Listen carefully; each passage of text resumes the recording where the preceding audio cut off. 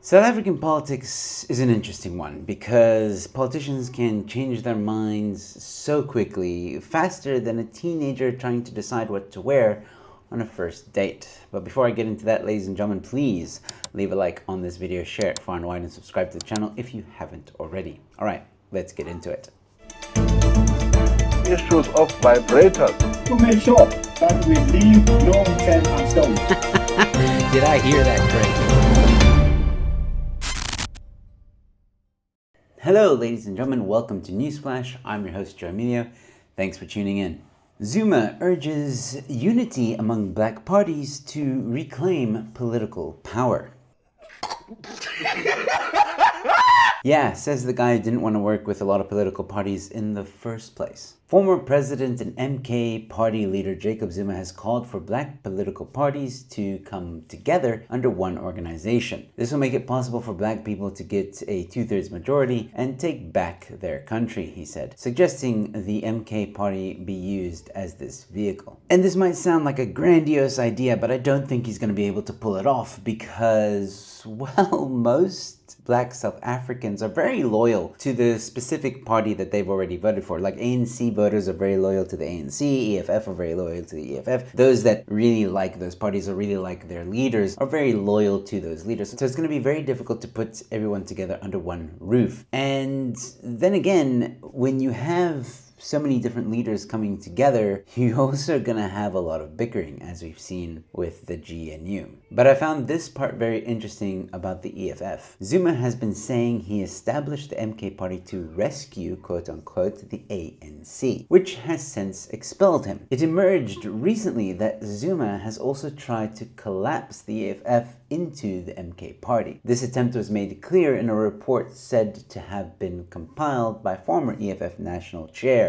while he was still in the EFF. Mpofu has since left the EFF and joined the MK party. Since then, several high-profile EFF members have joined the MK party, including the party's former deputy president Floyd Shivambu, who now serves as MK party's secretary general. These departures have sent the EFF into a tailspin, with some of the EFF leadership viewing this move as an attempt to destroy the party. They believe Zuma has infiltrated the party and is on a mission to destroy it. So Zuma was trying to pull a Zemo, basically trying to destroy the EFF party from within? Or was this the plan all along? I mean, remember, Zuma and Julius did have that little tea party. Well, that's suspicious.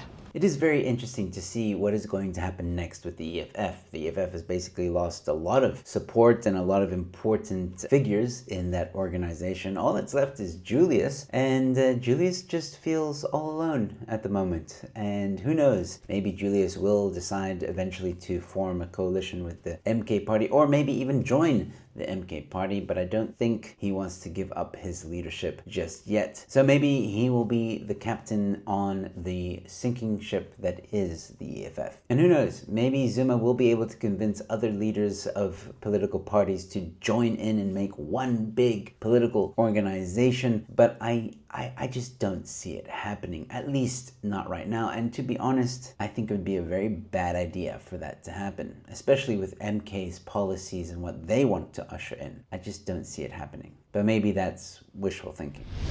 And in other news, South African Communist Party wants referendum on land expropriation without compensation. You can't be serious. Yes, that's right. The Communist Party of South Africa wants a referendum on expropriation without compensation. And to be honest with you, I'm in two minds about this.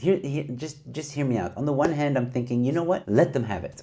I know, crazy, but hear me out. Just maybe we'll finally get to see that nobody wants expropriation without compensation, right? I mean, that would be a very good test to see that nobody wants it. But on the other hand, we are talking about communists here, and communists are very corrupt, and there could be some rigging involved, or who knows, maybe the propaganda machine is so good that the majority of South Africans actually vote for expropriation without compensation without knowing the consequences of such a policy. How they could not know the consequences is beyond me. I mean, our neighbor Zimbabwe can tell you all the consequences of expropriation without compensation. But luckily, the South African Communist Party does not really have any power to hold a referendum. They still need to get seats in parliament or in government and then persuade the parties in parliament to have a referendum. There's like steps that need to happen in order for a referendum to happen.